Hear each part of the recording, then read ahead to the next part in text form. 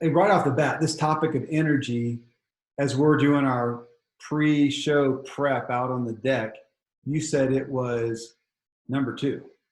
Yeah, high up there, just a common, even if somebody's coming in for high cholesterol or something else, and you talk about energy, it's, well, if I asked you and if I said, are you, now all of us would like more energy, right? If I came along with a bowl of energy, would you decline it and say, no, thank you, I don't need more energy? So that's not the real question, but here's the question. Do you feel mostly more tired than you should? Like just not quite enough energy to do what you would really want to do. So you feel kind of tired. Or on the flip side, not do you feel okay or normal or I can get through, it's do you feel energetic to the point where you don't think about energy at all? Like you just do what you want to do. Well, And right now, I would admittedly say I'm doing well, but it's because I was having problems, and it was.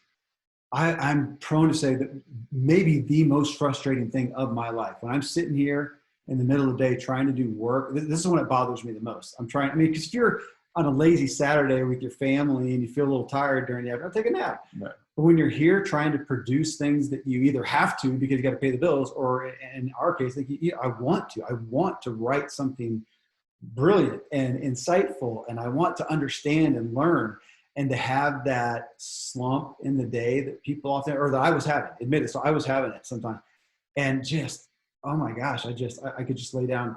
I hate it. I hate it. Well, and it is epidemic, right? So I'm going to bet most people hearing this right now are going to say, oh yeah, I know that feeling. And again, if it's Saturday or Sunday afternoon, that's while you're watching, a football game or something, that's different. But if it's in the middle of the work week at 3 o'clock and you think, oh, I got to stand up from my chair, I got to go on a walk, I got to grab a Coke or a coffee, I just need to shake my head and shake the cobwebs out, that ought not be happening. And it's very common. And now, you see articles about like the offices at Google, they let you go take a nap. There's a nap room in there and stuff like that. And I would say, okay, that's kind of like a Band-Aid. But unless you're living in South America where they're set up on a siesta kind of culture, so that could be a different topic, most of us would like to do our productive work from 8 to 5 and then go home and still look forward to jumping on the trampoline with the energetic 9 and 10-year-old, and then, make dinner and have an energetic, lively dinner time conversation afterwards Yeah. without just dying in front of the TV. I mean, so yeah, if we look at that, I mean, where are the acute places? I'm going to say, first off, is people wake up in the morning and they're destroyed right then. Right away. That alarm goes off and it's bringing them out of the depths of hell, or it's easily waking them up because they never really slept well anyway. And they go and they're exhausted and bloodshot eyes, and they're looking forward to 15 coffees or the energy drink or the drug or whatever. Or it's the afternoon, issue at work or trying to get about your day, or it's the evening being absolutely destroyed. The one that always really just burdened me, though, was early on here at the practice, at your medical practice, where I was participating when we first started the new membership style, and I was actually talking to these people, and it was more so often a woman than a man, a woman, middle-aged, mom of multiple kids, pouring out for everybody, and she's going along and she's gritting it out, and then it just, maybe it's a slow decline. I think it's probably usually a slow decline. Maybe it's fairly quickly, and all of a sudden, man, they were wrecked. They got nothing. And then that testimony of, I'm now sleeping 14 hours a day. My husband's having to take care of, getting the kids to school, whatever, and I'm exhausted. I'm going downhill, and they come here, and it's just, it's not an issue of can they afford to. It's they can't afford not to. They're going nowhere. The only thing traditional medicine has to give them is a drug, which they realize, especially if they have any health mindedness as well, that is long term, that's not good. And so, yeah, looking at this, I mean, we are not talking, and I think I put this in the intro, we're not talking about the quick fix energy, which every Band-Aid that you're talking about, the energy drinks didn't exist when you and I lived, other than coffee, which, did you know Michael Pollan's doing a new book or a documentary or something on coffee, like the longest running drug that we've ever had, and the only one we can actually give to our kids. I'm surprised he didn't say sugar, but you get the point. But he's doing something on caffeine. I didn't go look at it. Well, and I bet he has a positive take on it, because really, I bet we vilified coffee And yet coffee in some respects can also, this does not justify those 15 cups, right? But it is a vegetable on a technically speaking kind of thing. I did not know that. Don't tell your kids. Okay. It does not replace broccoli. I'm glad to know that I'm getting more vegetables than I thought I was. That's right. Now the U.S. government also classifies French fries as vegetables and ketchup as vegetables. Ketchup, yeah. So pizza has vegetables. Yeah. So we're in this crazy world, and yeah, Michael Pollan, we're a fan of his, so it'll be interesting to see what he says about this. But back to energy and that woman who is, 35 to 45, and she's tapped out, and literally the kind of idea is, each kid has a hose into her, pulling out energy and effort and time, and her husband, and women in our culture are taught culturally to kind of be this way, this idea that you can have a full-fledged career and be a full-fledged mom and be a soccer coach and not only that, but you ought to do that. Not only that, but we expect you to, and it's just a cultural.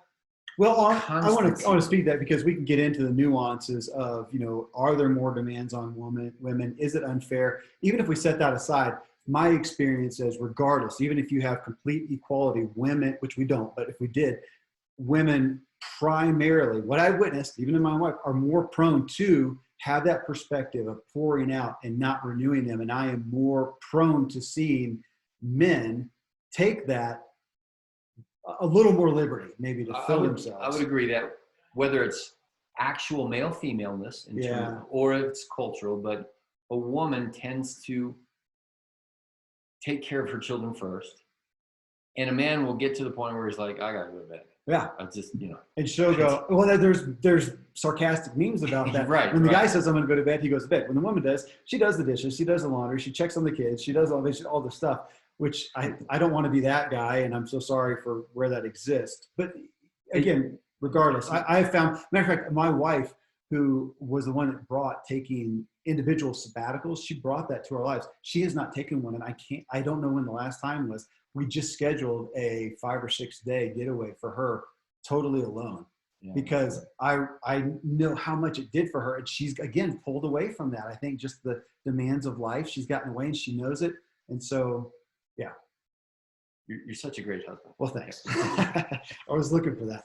Well, so again, we're talking about long-term. None of us want energy for a moment because we can grit our teeth. Cocaine is great energy. There you go. You can go for a few days without sleeping, but you're going to crash. What do you do with long-term energy? So when you see somebody, let's just start at the worst case and then we'll back up. So when you see that person, that woman come in, just wrecked, you said that today when we were talking about it. First, you are going to look at some actual some laboratory parameter biomarkers. Biomarkers, thank you.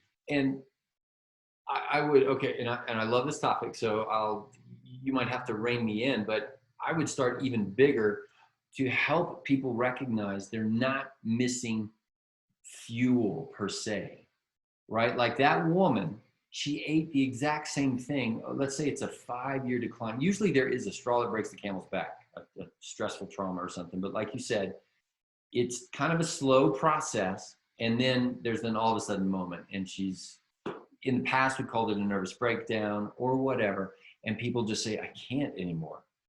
And so she doesn't come in and ask me about her ATP, right? Her kilojoules per gram of energy eaten equals how much force I can exert with my bicep. She would look at the dumbbell and say, oh my gosh, I'm so not in the mood to lift a weight. I can't even get out of bed. But my point there is she ate the exact same thing, let's say, over the last 5 years, right? It's not a matter of the calories, of the fuel going in. It's so much more complex than that. And that's my statement, is to let people see, look, energy, the physicists still cannot define. Okay. E equals mc squared, but time is relative and mass. And we don't walk around thinking E equals mc squared. We just, we go and we do what really translates into what people, the parlance, what they mean by energy is, am I in the mood? Are my hormones right? Did I wake up on the wrong side of the bed? What does the right side of the bed look like? How can I live life in such a way that I'm waking up on the right side of the bed? Right. And I know I just oversimplified it. That's my point, is Well, This is so complex. mm-hmm. So let's start with the mechanical things first. Like you were mentioning, if somebody comes in and says, I'm just wrecked, could it be that their thyroid is off? Absolutely. We have to check your thyroid. Could the 50-year-old guy who is in andropause, which is kind of a real thing, and maybe it's early and 1,000 variables, and if he comes in and he says this and his testosterone is 50, then we're not going to talk about his quality of sleep.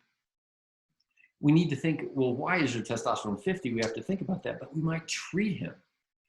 And a woman down her very complex hormone pathway that we've talked about in the past, all of that pertains to energy. What about where your cortisol levels are? Because if you are if your body is perceiving stress with every kid who says, Mommy, I need to, and Daddy, I need to, and it triggers a response within there, and your cortisol levels are running high, then you are spending more energy from yourself to do the exact same things than you would have otherwise. So I would call that you're driving with your parking brake on. Yeah.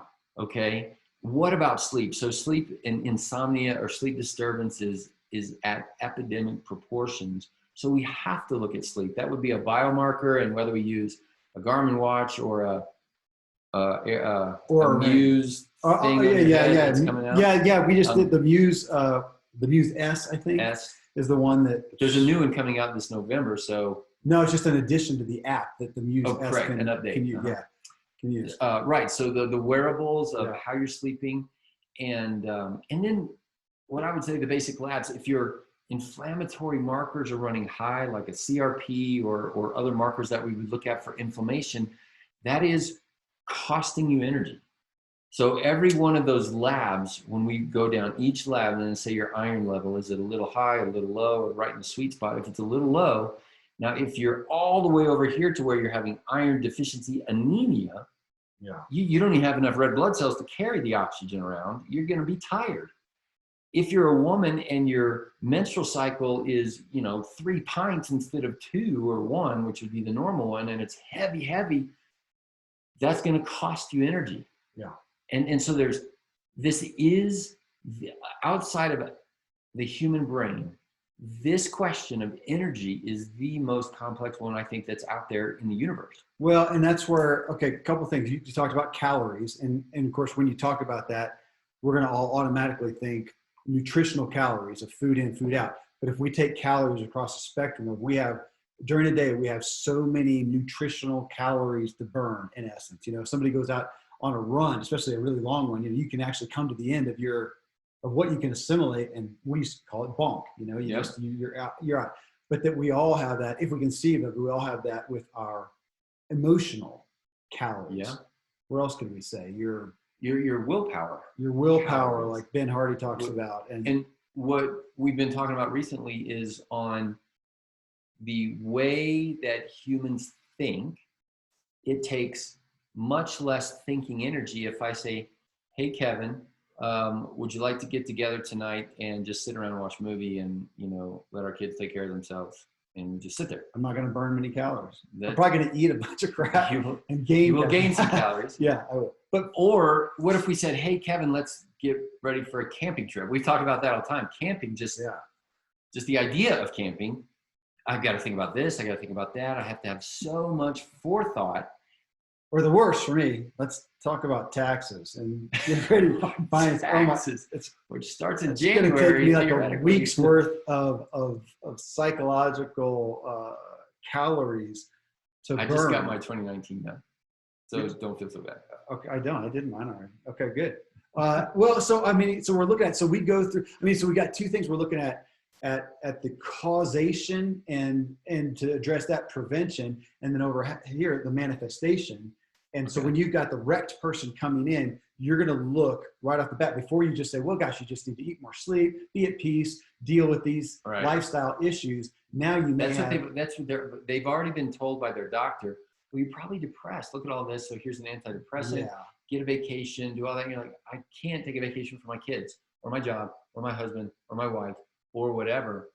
And that's where I think we do owe it to that person to dig deeply into the mechanical. Well, that's what I'm saying. So they may have a manifestation like you talked about, and they do have a wrecked thyroid or low testosterone or whatever that you can address. And I hear you saying that if that is now so broken, for anything to take root, you need to address that acute issue.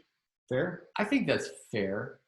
Okay. You know, it's, for example, if we talk about thyroid, that if somebody is coming in with a TSH of 10, that means their thyroid is really low. They're just, and then we tell them to change their diet and eat this way and try to get some exercise and, you know, try to meditate and whatever else, but they're one of the key parts of their physiology is broken. If we can fix it, right? And so thyroid is one place where we can actually give you some medicine that's in that situation likely for people to say, wow, that really made a difference. But at the same time, people are so, and we've talked about this a lot, people are so oriented to the doctors, even a natural doctor like me, they have something that they can give me to just help, to just get me through a rough patch, to just, and I'm so empathetic to those people, and I say, I get it, but as I give you this thyroid medicine or vitamin D or omegas or whatever else is deficient, if you take that and go be a better mom, you're going to be brokener. So there, right there, it made me think about the dam. We're talking about the dam breaking, you know, and cracking. Well, okay, well, that's a question though. So you have a dam, you know, we're losing energy. Okay, but are there some things in here we can go in with some nice nutritional supplements and salve those things up, plug those things up? Or no, my gosh, there is a brick, there's a cinder block gone, and it's called your thyroid, call it whatever. So we can address that. Now over here, you know, on the other side, we are talking about, because what I'm curious about, well, it's back to what we dealt with Steve Smith, dealing with soul care. And he's talking about you can't live in the white water forever. And I'm going, come on. If I sleep pretty good and I'm eating well and I'm exercising, whatever, can't I make it to where I can be in the rough water, white water every day? And he said no, and I disagreed until a year or two later when I couldn't anymore. But that's what gets me, is that we're going along and the body is so incredible at survival and, you know, willpower and gritting your teeth. And that's what we applaud. You get up, you kick butt every day and you do what you have to do until, and this is your line, until you can't. And that's what we're all dealing with, is that we're on this decline. And maybe the decline is over a few years, or maybe it is over a month or a week or whatever, and we have this decline. And why can't we all of a sudden, and I'm back to those calories, you know, can we be burning the calories, not replenishing, burning? We can do that. It's amazing. Now I'm amazed at how long we can do that, but until we can't. And then when we get to the can't, it's so hard to resurrect in essence. And so now we're back to the lifestyle things of going every day. How far am I burning it? That's right. How far are you going that direction or not? How far to empty? Because you had me, you were asking about my own energy. I'm thinking now that I generally wake up often, because especially with kids' schools and stuff, I don't always have to have an alarm. My mornings are pretty leisurely. I get to work, I do my stuff. I'm not having any energy problems during the day whatsoever right now. You know, and I've adjusted things, when I eat, what I eat, you know, of course, exercise. I think I'm better now that I'm not killing myself with exercise every day. I would agree. I'm taking days off. I'm doing moderate days. I'll pick on the former you. Yeah. The former you at, let's say 30 to 40 would have said, man, I just got to go work harder. I got to exercise myself out of this. And I've had people who are in that broken place of adrenal or thyroid or hormonal brokenness. And culturally, the message is you just got to eat less and exercise a little bit more, throw in some HIIT training. And I said, that's the worst. I mean, it's like throwing a drowning man a brick. You know, that's not the right tool. Okay, here's the admission that I'm only going to tell you. Okay. This is what I'm playing with right now, Randy, is that I want to be able to go hard every day. And I think it was driving me to a detriment. And what I'm afraid, and this is still a problem to me, is that I'm about to turn 50. You're ahead of me. I'm about to turn 50, and I don't think I'm recovering as well. And so I am now doing better because I'm doing less. But if I could, I'd really just rather figure out, why am I not recovering as well? And I know that you're saying we all have to die at some point. Right. So am I willing to accept that at age 50, I can't recover at the rate that I could when I was 20? Well, it's probably a fact, though I'm a little frustrated at it. Because could I have lived in a way that I still could be? And you would say, maybe. Maybe. I mean, we got Thank you, Kevin. Okay. I mean, it took a few years. I know. Well, but I don't like it. But I'm having to realize, man, I'm actually feeling better by listening to, watching my wearables and realizing, man, where's my heart rate? I think I'm just not recovering. And so if I back off, and you're right. And your biggest reason why not is increasing age. But then, the quandary is, am I just going to keep doing a little less?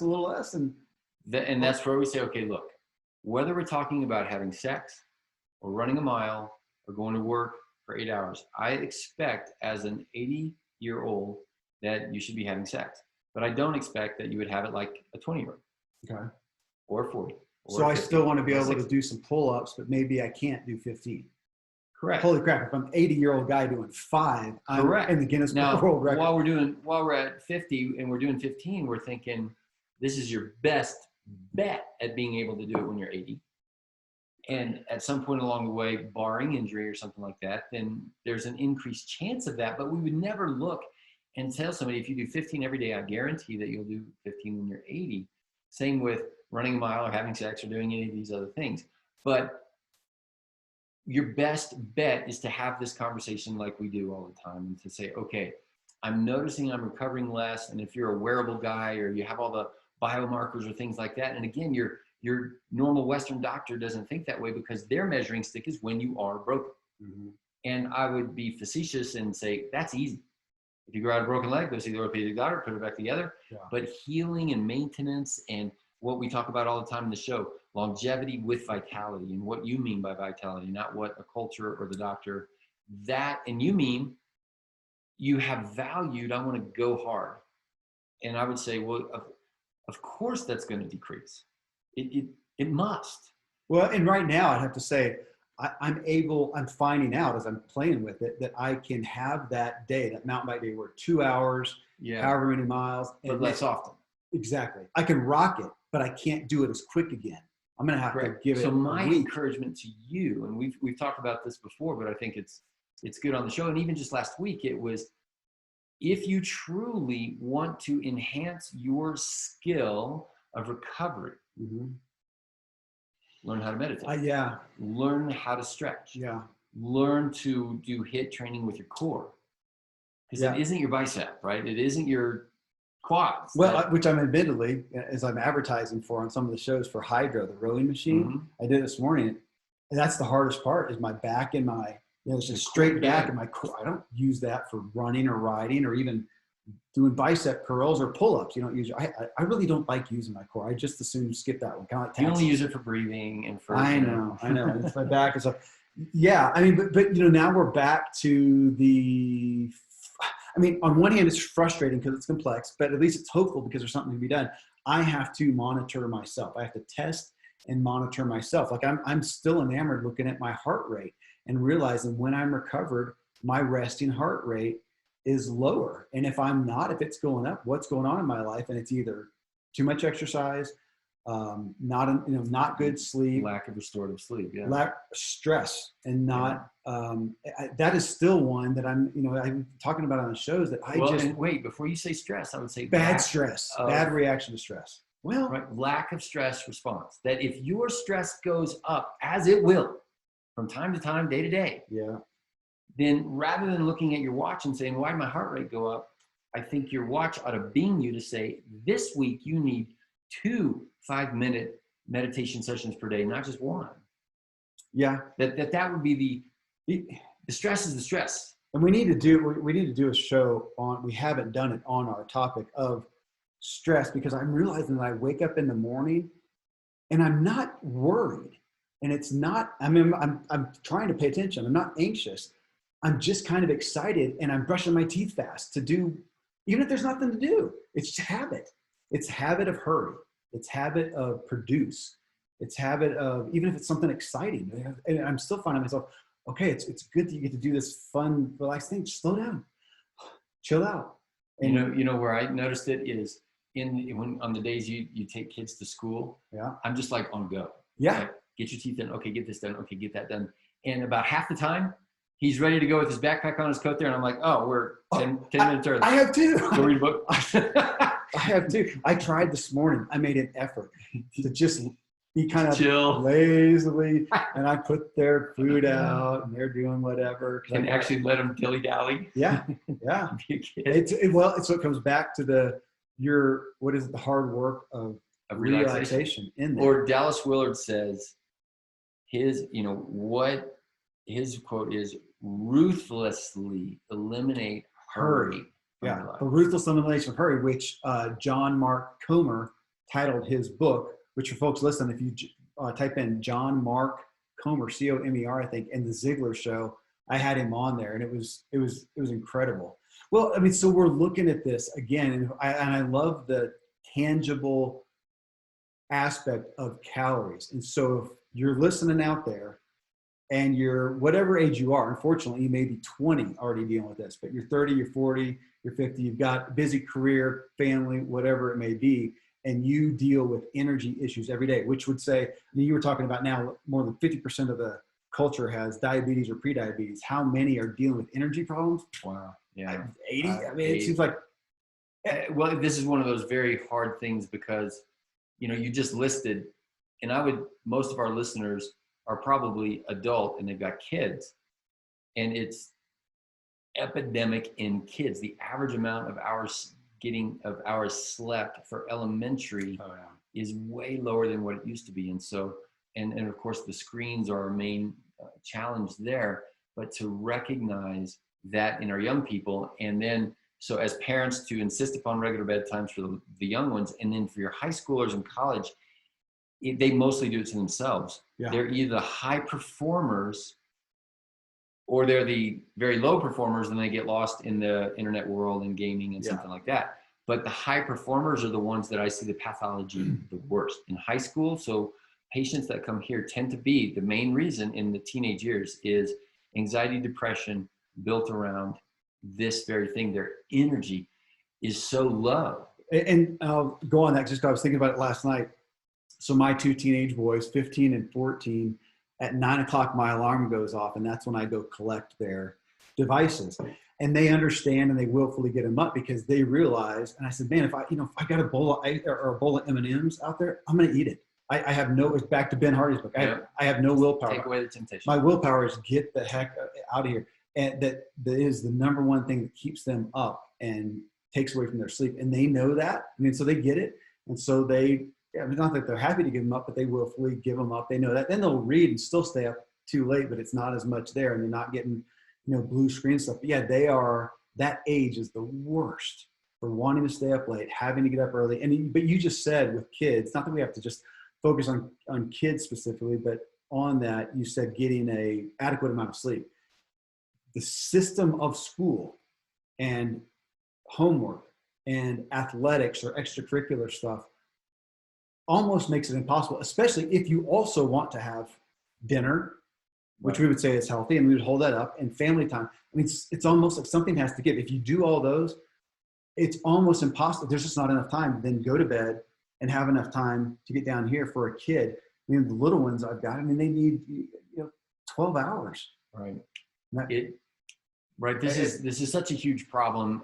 Matthew Walker in the book Why We Sleep, and he's gone on, and I think his new 10-year anniversary edition is coming out, but he's from, and in Britain has done a lot of public work trying to change the school start times. And now with COVID, there's a subset of people, I don't know if I told you this, but COVID basically had a lot of people not have to do an hour-long commute. The schools weren't there, didn't have to get the kids, so they got a lot more sleep in the early morning time. And it was a really big benefit. So there was a bump seen in that area. On the flip side, people tended to stay awake. I was going to wonder, I don't have to get up early in the morning, so you yes, stay up binge watching. Which is exactly my kid. And it is also physiologic for the teens to shift later. So that is a true physiologic process of the circadian rhythm during the teenage years, the growth spurts and adolescence and all that kind of stuff. It seems retarded. With growth spurts and the amount of calories, it seems like their body would be pushing the other way to them wanting to go to sleep earlier. But yeah, why is it a natural? I honestly, I don't know that we know that, but it is physiologic. But our school system fights against that. Yeah. So, and then we call them lazy, or we call them undisciplined. They won't go to bed on time and things like that. And like my son said, why can't I think it was a video game. I'm like, the exact same thing, because I know it's not good for your brain, whether you believe me or not. So we're going to turn that off. You can read. And he's like, well, I'll just stay up reading. I'm like, fine. It's better to do that than this. Totally. Yeah, totally. I mean, so, again, if we look at this, if we back up and look, so the person who's out there to realize that if you're lacking energy, can we say, is it fair to say you have probably spent enough time over burning calories, not renewing calories in a lot of ways? So obviously we could talk about just food, but we do that a lot. So hopefully people, if you're hearing the show, go back and listen to the other shows, and you're going to hear about nutrition. What is going to fill you to be life-giving nutrition, life-giving exercise, life-giving sleep. So those are some of the easily tangibles. But I want to hit on what you were talking about with the thinking, fast thinking, slow thinking. Give a quick pitch on So which I'm going to say is it's what calories are we burning there? Just psychological, mental calories. Okay, actually, so when you look at energy expenditure of the body, the brain's the biggest one. So right now we're standing here, we're breathing. Say that again, because that is dramatically uncommon. That is so well known. Far out of the box of the norm in the culture to say that. That's right. That unless you are exercising right now, then the greatest expenditure of your body is your brain, to just be aware, to be conscious. Which should be, because you say that and it just seems so illogical to even say, and we don't talk about that. And yet the majority of our population that it has no energy does not exercise. Correct. They have plenty of available energy on their body. Yeah, they're sedentary. That's why I want to be careful. You said about calories. A calorie is a physics measurement of heat. Okay. How much input of heat does it take to raise 1 milliliter of water 1 centigrade? I think is a calorie. Right. That's what a calorie is. Right. So the amount of heat that is generated from meat or from a vegetable or from other things that equals XYZ calories. Mm-hmm. That we have. So there's a calorie of spinach compared to a calorie of Snickers is so vastly different. So you have to be careful there. And a person who's depressed just ate a full pizza and is so exhausted they can barely make it to the couch. Yeah. Okay, so they just ate 1,000 calories. And so I'm going back to what I said about the complexity here. And then for people to realize that what you eat and the calories you're spending, remember, just being awake and your brain being on is your greatest expenditure of calories. You know what number 2 is? Like right now, your number 2 expenditure of calories, your liver. Okay. So that pizza you just ate, your body has to spend a chunk of energy to get the crap out. And anything you eat is loaded with imperfections of something. Yeah. Right. So you don't eat. When I think of liver work, I think of alcohol. Isn't that like a primary taxing of the liver? Yes. And then the question is, okay, how can wine or whatever be a little healthy for you?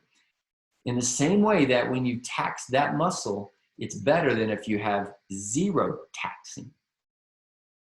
Right. So it makes the liver work a little harder, almost like an exercise.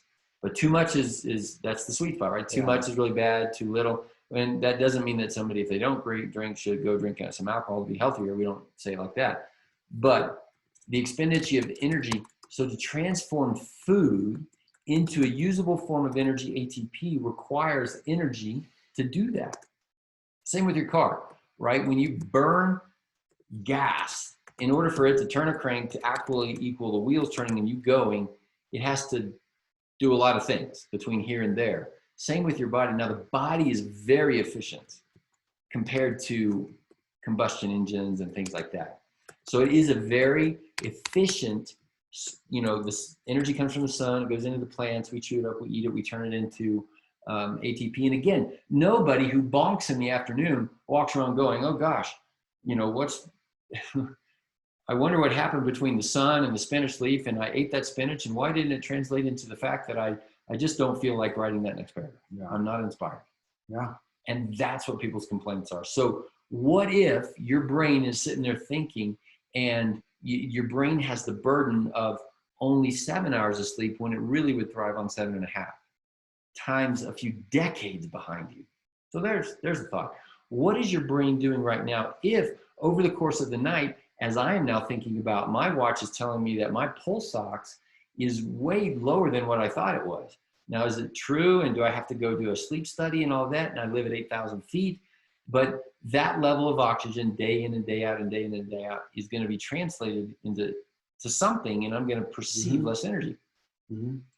And then what if you're slightly insufficient in magnesium or calcium or vitamin D or omega? So all of these are part of the intracellular mechanism of work.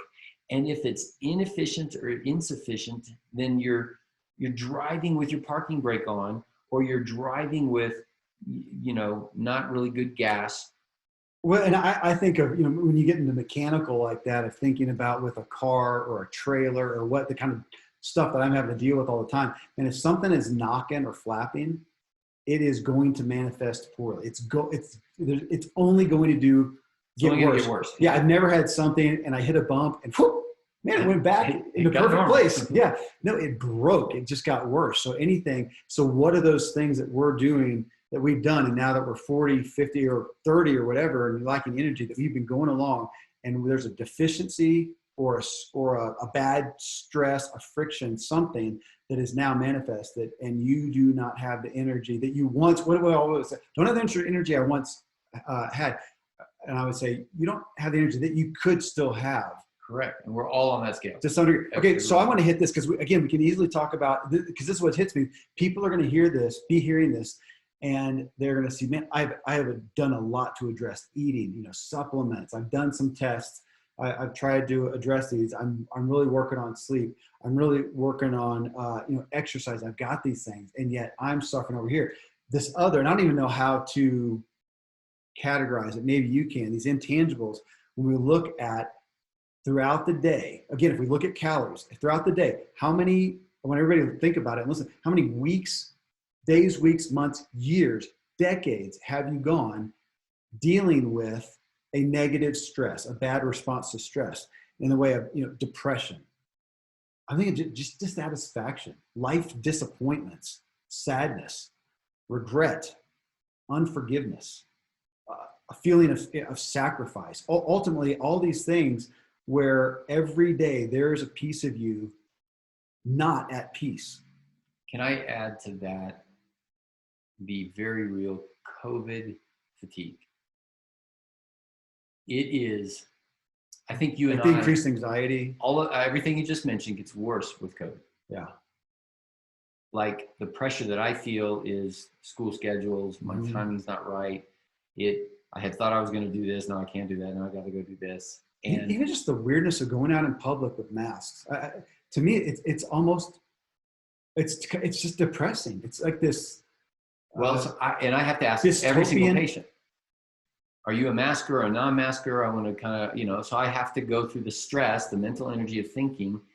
And then some people are adamant on one side or the other. But I just feel it, even in our town, it's probably less here than about anywhere. Yeah, we're pretty low. It's so low. And yet everybody has a mask, and you go to the grocery and are you 6 feet apart, and people kind of go around, and it almost feels like there's this not bad intent, but almost an ill will, because you don't know if somebody's irritated you, and they don't know maybe you're irritated, and now there's somebody not wearing a mask, and is everybody noticing that? And it's just this feeling that I have never experienced ever in my lifetime. I caught a guy's eye in line the other day, and he didn't have a mask on, and he quickly looked down. Oh. And I wanted to go, I had my mask on, and I'm like, no, I don't care, really. I didn't want to make you feel bad. And it's just like, And one woman shared yesterday, she said within our own family. So she's caring for an elderly mom, and her daughter and the grandkids wanted to take out, well, this would have been grandma and great grandma. But the mom was like, oh, I don't know, she's kind of feeble. And it became, because the mom was a non-masker. Wow. And then she said, well, I don't know if grandma can go if you're not going to do it. And basically within a very loving family, they came to loggerheads. And the patient that I'm talking to is at incredible stress because she's like, I'm trying to care for my mom, trying not to offend my daughter. And I mean, how many families are going through that all the time? And that's with COVID and the mask. Now we take that, and right now we're dealing with racial tensions and issue, political division and stuff. So those are great highlights, intangibles to where we are right now that can make all that worse. But I'm still thinking back to even before this time last year when these three things weren't at the height of everything, of the person who has gotten up, and even as they're trying to address their health every day, they're dealing with a stressful marriage, parenting, parents, workplace, trauma. We talked last week about ACE scores, adverse childhood effects, that they're still reliving every day, every week, or with every trigger, the trauma that happened 30 years ago, and every day. So thinking about, this is a Tom Ziegler quote that he took from somebody else, that the headlines get the earthquakes and the tornadoes and the tsunamis, but there's far more damage done around the planet by termites. Nobody's talking about termites, but the little innocuous things. And so again, coming back to that person dealing with significant, mild to significant loss of energy, when we look at these easily tangible, just eat better, sleep better, exercise better, meditate. Okay, but when we've got these deep-rooted issues that are eating away little bites and have been every day for decades, that are ultimately depleting us, even if the other stuff is, we've got this ultimate depletion, and now we have this big hole over here. And that's what Western medicine has nothing for. Well, and let's say that's all of us. I want to make sure, we're all on the spectrum. We all have termites. Yeah. Now, not all of us got, sexually abused as an 8-year-old, but all of us had perceived trauma at 8, whether we fell off the bike or we didn't get the bike for Christmas or something. And so we all have termites. We're all on the spectrum. And so everybody is on the scale. Now, the person who had the major trauma, they can heal. But it does take more awareness, more conscientious effort, more thought. Well, which comes to you as Dr. Randy James, MD, went to medical school. You can, fix a broken leg and do whatever you do, as the rest of them. And yet here in your functional medicine practice, trying to get to the root, we've known that for years. And even though doctors don't want to be called coaches or whatever, I hear you. And so regardless, how much of your time is spent with a patient addressing these issues? You can call it counseling, you can call it consulting, you can call it coaching. For you, it's investigating and saying, look, if we're going to fix this, we got to go back here. And how often have you said, man, the thing that is worse is your ACE score, that trauma you've never gotten. And I've heard you say it. You need to quit coming here, go get counseling, or go get cognitive training. What do you call it? Neurofeedback. Or go see a counselor. I mean, how many people out there, you're doing all these things well, the thing you need to do is go see some counseling and see what is eating away at you. Right. That's where I think the effort is that Western medicine can't do, is to deal with all of that all at the same time. Because that person with trauma also has termites, right? And we don't want to get lost in the termites, but we don't want to ignore them. Mm-hmm. And then over here is a giant hole that is your current relationship, or your current 30-year-old son in your house, and straining your relationship so much that you can't sleep anymore. It's like, well, get him out, right? That's the thing that needs to happen. And we're worried about all these other termites too. And helping people to think through that is what I would consider my job, using both, the investigational biomarker tools to look for termites that are hidden, and then to think through, walk through, develop a plan to think about all these other potentially big issues. Which is why you start with what would normally, from a doctoral medical clinical standpoint, seem really weird, is this gigantic questionnaire on their life, asking questions that, what's that have to do? if I'm 50 and why are you asking me questions about when I was 10? I need more energy, and you're asking what happened when I was 10. What the heck? But that's it. And you going back and, well, like you say about stress. So all these things happen. Nobody had a perfect life. Somebody had way more trauma than you or I did, and somebody had less than we did. And that's not the issue. It's our response to it. Right. And looking at how much of where you're at with your energy is a physiological, tangible thing we can deal with. It's, now it's manifested, it's a hormone or whatever. Well, even that though, something led to that. Right. You didn't wake up one day and your hormone your thyroid just said, I'm done. Out. Right. That was happening over time as you were, friction was happening. Friction was happening, coping, all of the analogies that we use. Even if you had a genetic predisposition to it, which we all do, your line is genetics loads gun. Yep. And lifestyle pulls the trigger. Right. So if you're genetically this really rickety jalopy, to use your car analogy, that's banging and squeaking all over the place, but you live a lifestyle of driving on Jeep roads, you will break down much faster. Yeah. Now there is no such thing as a road that has 0 bumps on it, but you have a lot of bumps over here or a little bit of bumps. But genetically, you might be the jalopy, or you might be the, truck that is going to be able to smoke and drink for 80 or 90 years. But those are rare, and you don't count on that. Thank you for pulling that out, because somebody's got Grandpa Joe who lived at 99, eating nothing but cigarettes and shoe leather, and he slept an hour a night. Well, he was an anomaly, and how much better could he have been?